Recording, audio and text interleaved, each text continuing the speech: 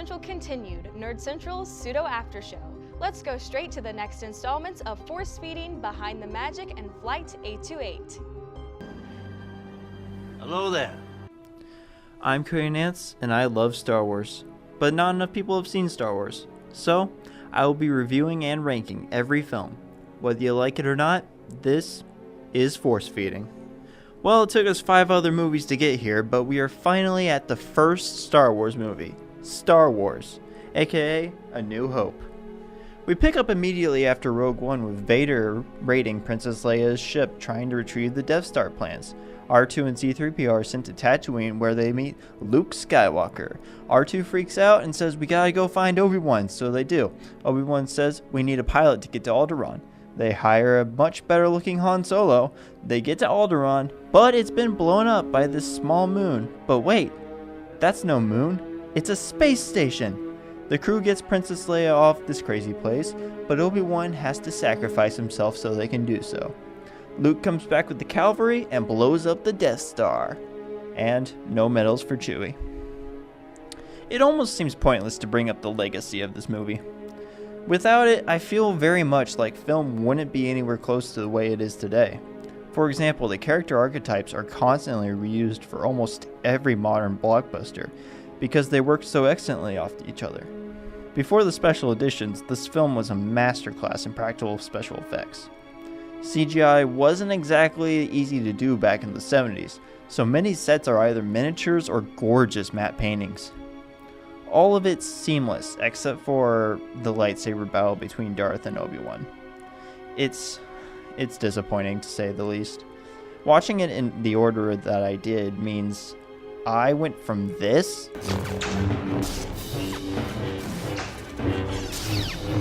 to just what seems like tapping sticks together.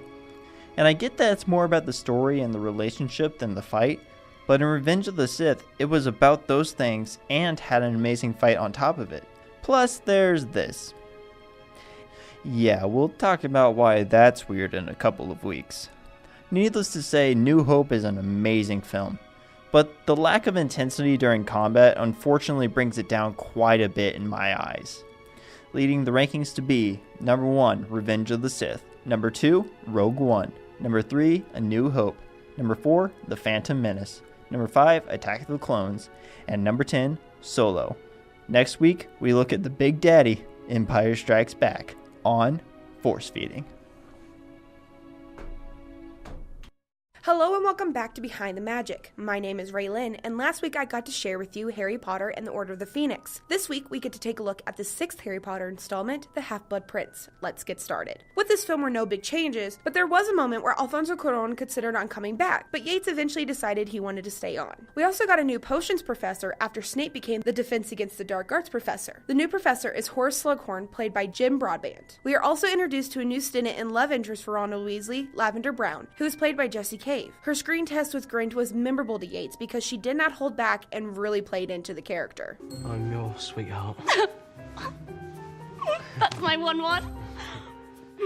Other new cast members include Helen McCreary, Narcissa Malfoy, and Hero Fiennes Tiffin, who plays young Tom Riddle. He is also Ralph Fiennes, the actor who plays Voldemort's nephew. Filming began on September 27, 2007. Yates described this film as being a cross between The Chills of the Prisoner of Azkaban and The Fantastical Adventure of the Goblet of Fire, while many of the cast members described it as having a romantic comedy feel. This film was big for its character and actor developments. Neville Longbottom, Ginny Weasley, and Draco Malfoy changed with this film. Neville and Ginny's characters became more sure of themselves and started to stand out from the crowd more. Both of the actors had to go in and analyze the books to understand how these characters were changing. Malfoy began to become a bigger part in the plot and was becoming more complex and unsure of himself. This gave Tom Felton the opportunity to really show what he had as an actor. It is also with this film that we are informed that Alan Rickman had a separate conversation with J.K. Rowling at the beginning of the production of the very first film. Alan knew something that none of us knew. He may have known the secret that exists in Book 7. I don't know.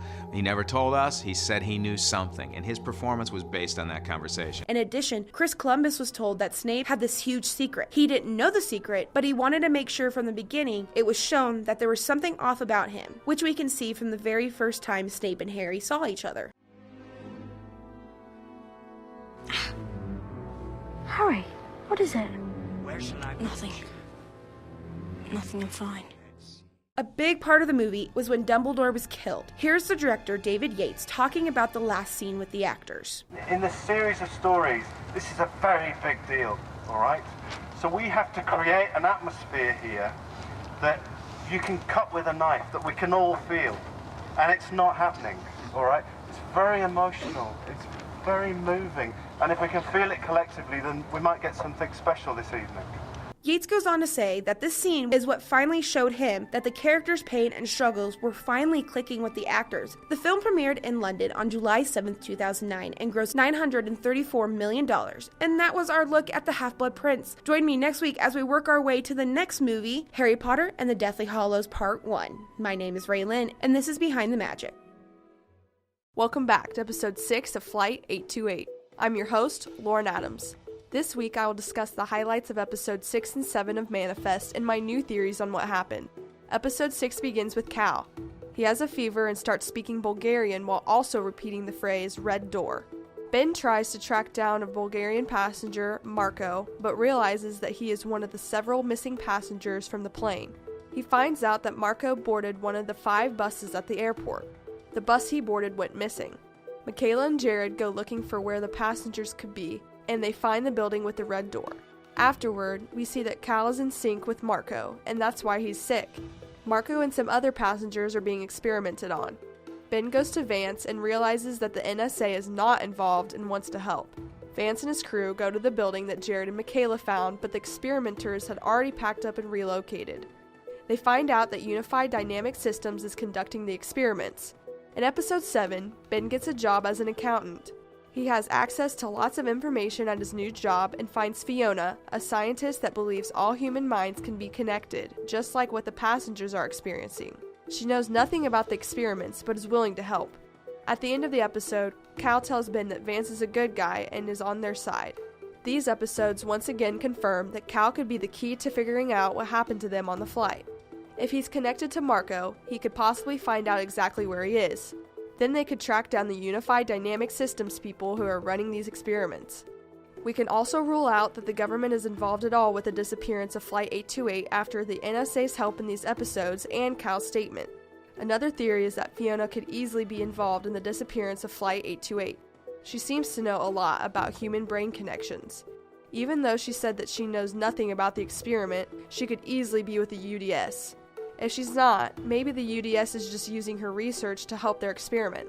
The real question here is if UDS made Flight 828 disappear, or if they are just trying to figure out what happened, but in an aggressive, scientific way. My theory is that the UDS chartered Flight 828.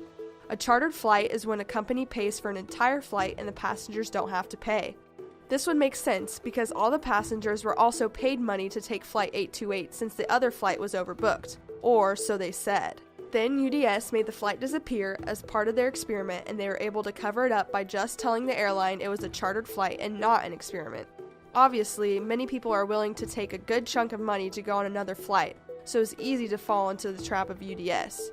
Join me next week as I explore episodes 8 and 9 and new theories. I'm Lauren, and this has been Flight 828. Thanks, guys! That's going to do it from Nerd Central Continued. You can check out all episodes of Nerd Central Continued, and all of the other KNWT shows by clicking right over here. Plus, you can check out this week's Nerd Central right here. See you next week!